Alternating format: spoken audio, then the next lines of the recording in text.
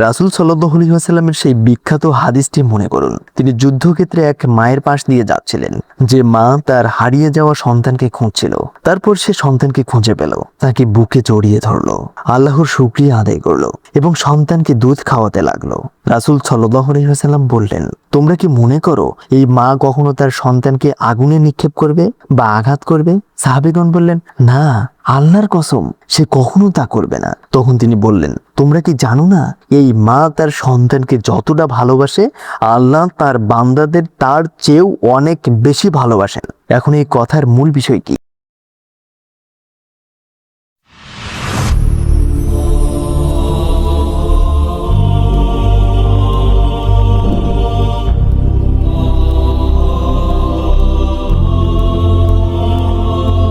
الحمد لله وحده والصلاة والسلام على من لا نبي بعده ما بعد আলহামদুলিল্লাহ। দোয়া করার সবচেয়ে গুরুত্বপূর্ণ শিষ্টাচার বা আদবগুলোর একটি হলো অত্যন্ত বিনয় ও নম্রতার সাথে দোয়া করা এবং দোয়ায় মানুষের পূর্ণ মনোযোগ দেওয়া। হৃদয় সম্পূর্ণভাবে বিনম্র অবস্থায় থাকা উচিত। দোয়ার ক্ষেত্রে মানুষের অন্যতম বড় ভুল ধারণা হলো তারা কিভাবে বলছে তার চেয়ে কি বলছে সেটা নিয়ে বেশি চিন্তিত থাকে। এটি এমন একটি বিষয় যে মাঝে মাঝে আপনি বুঝতে পারবেন না হাসবেন নাকি কাঁদবেন। আমি এই গল্পটি বহুবার বলেছি, তবে হয়তো আপনাদের মধ্যে কেউ কেউ আমার কাছ থেকে এটা আগে শোনেননি। আমার অফিসের বাহিরে এক আন্টি আমার কাছে এলেন। আন্টি এসে বললেন, শেখ সাহেব, আমার ছেলে এমকেট পরীক্ষা দিচ্ছে, 2বার ফেল করেছে, এবার 3বারের মতো দিচ্ছে। তার সবসময় অর্গানিক কেমিস্ট্রি, জৈব রসায়ন অংশে সমস্যা হয়। আমি এমন কি বিশেষ দোয়া করতে পারি যাতে আমার ছেলে এমকেট পরীক্ষায় অর্গানিক কেমিস্ট্রিতে পাশ করে? ওহ না, ফিজিক্স কোনো সমস্যা নেই, শুধু অর্গানিক কেমিস্ট্রি। মাঝে মাঝে আমার মনে হয় কিছু মানুষ হয়তো ভাবে আমাদের অফিসে গোপন দোয়ার কোনো বিশেষ লুকানো বই আছে যা আপনারা কিনতে পারবেন না। ঠিক আমরা বিশেষ একটা কপি পাই, তাই আন্টি হয়তো ভাবছেন আমি অফিসে গিয়ে খুঁজবো।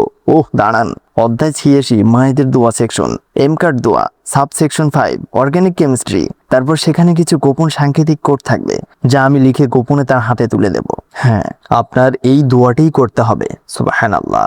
ওহে মুসলিমরা, আল্লাহর কসম, আপনি বুঝতে পারবেন না হাসবেন নাকি কাঁদবেন। এটি কোনো খেলা নয়, এটি কোনো বাচ্চাদের হ্যারি পটার বই নয়, এটি কোনো গোপন জাদুটোনা বা রহস্যময় বিষয় নয়।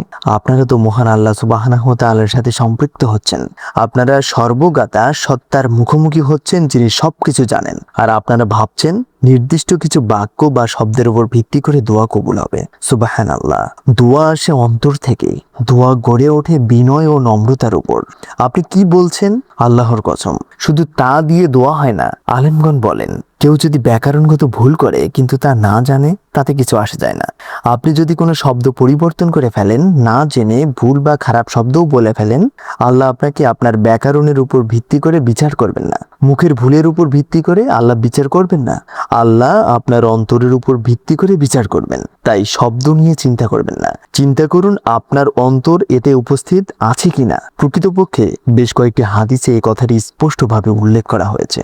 রাসূল সাল্লাল্লাহু আলাইহি ওয়াসাল্লাম বলেছেন, এটি তিরমিজি শরীফে রয়েছে।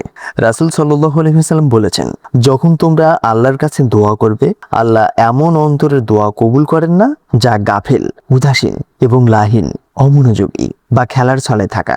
গাফিল কি, লাহিনী বা কি? এর অর্থ হলো যে মনোযোগ দিচ্ছে না।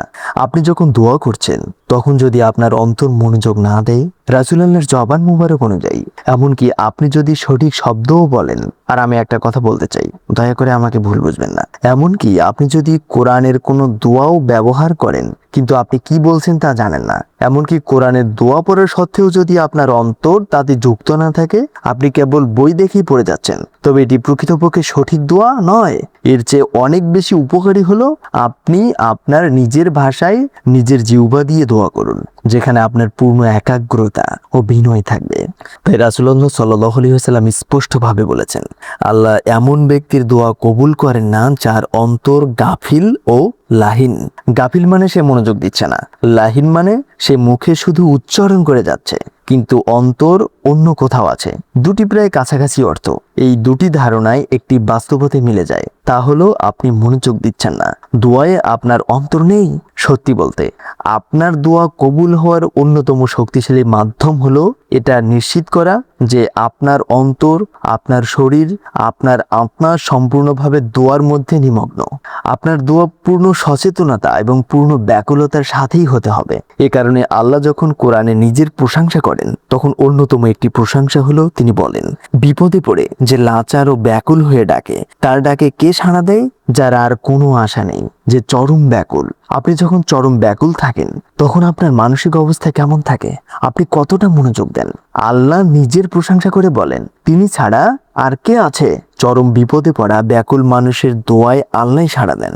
আপনি যখন চরম বিপদে পড়েন, মুস্তার, চরম লাচার, ব্যাকুল হন, তখন আপনার মনোযোগ পূর্ণ থাকে, আপনার অন্তর, শরীর ও আত্মা সম্পূর্ণভাবে নিমগ্ন থাকে। কোরআনে আল্লাহ বলেছেন, নাকি তিনি যিনি নিরুপায় ও ব্যাকুল ব্যক্তির ডাকে সাড়া দেন যখন সে তাকে ডাকে এবং বিপদ দূর করেন। সূরা নামলের 62 নম্বর আয়াত। একজন আলেম বলেছেন, কল্পনা করুন একজন ব্যক্তি সমুদ্রে সাঁতার কাটছে এবং ডুবে যাচ্ছে। সে একটি নৌকা যেতে দেখে সে ওই নৌকাকে চিৎকার করে ডাকছে। তিনি বলছেন, আল্লাহর কাছে আপনার ঠিক সেভাবেই দোয়া করতে হবে, আপনার সর্বোচ্চ মনোযোগ দিয়ে, কারণ আপনি জানেন এটাই আপনার বাঁচার একমাত্র উপায়।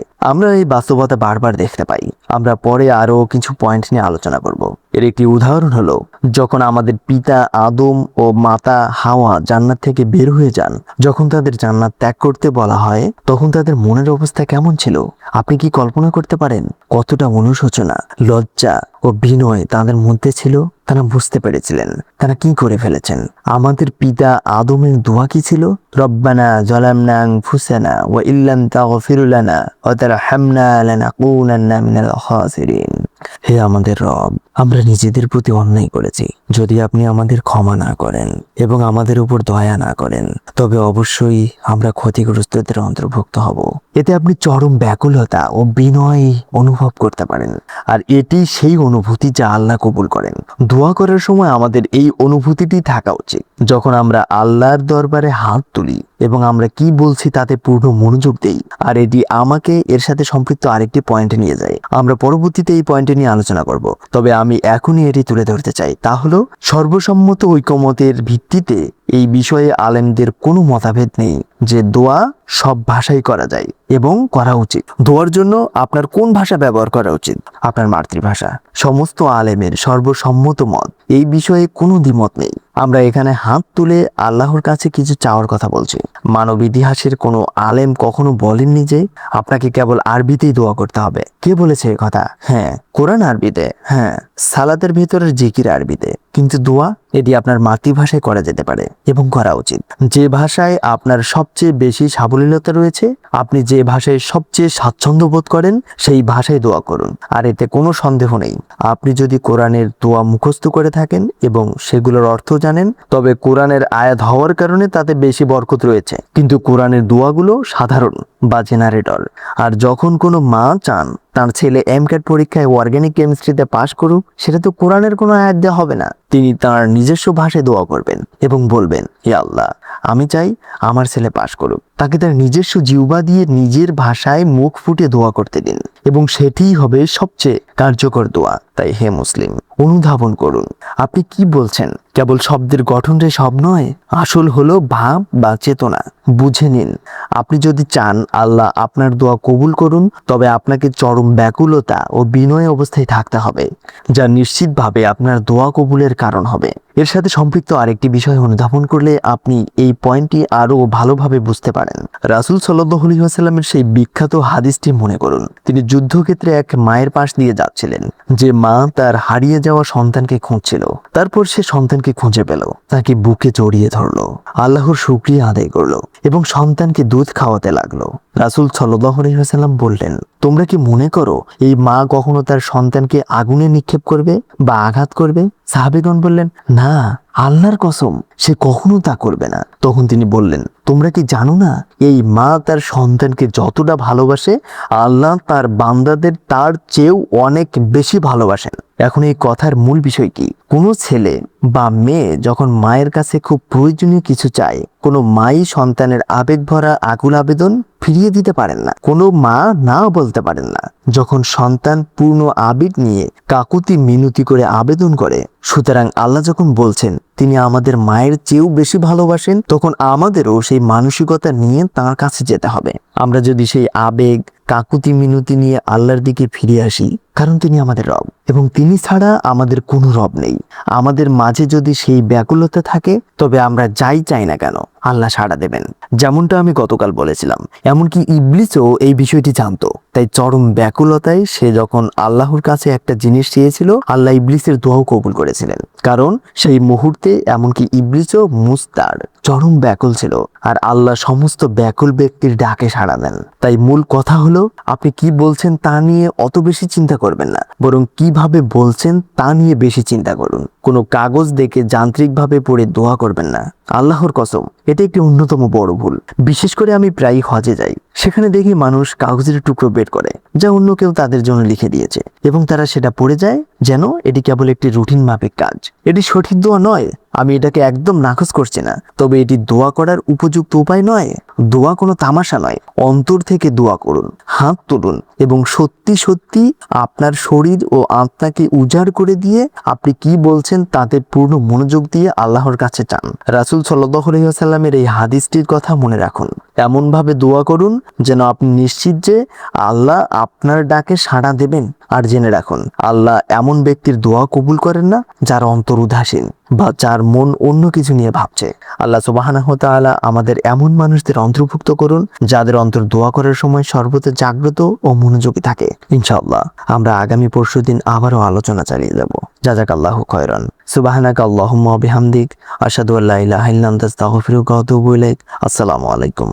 وتأبى في الهوى قربي فتب مما جنيت عسى تعود إلى رضا الرب، تعود إلى رضا الرب.